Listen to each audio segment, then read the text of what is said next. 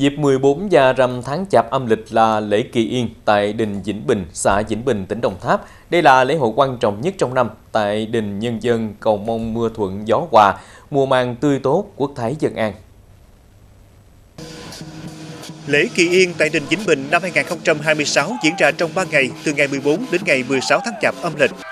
Trong các ngày diễn ra lễ hội, Ban phụng sự và Ban lễ tế đền tổ chức nhiều nghi lễ truyền thống đặc sắc như lễ cầu an, cung thỉnh, bàn cát ấp, cung nghinh sắc thần đến thiên nghi thánh miếu, múa lân rồng quanh chợ Vĩnh Bình, lễ tế bà, lễ tế thần, lễ cúng tiền hiền hậu hiền, lễ cúng vong linh liệt sĩ và kết thúc bằng lễ tống gió.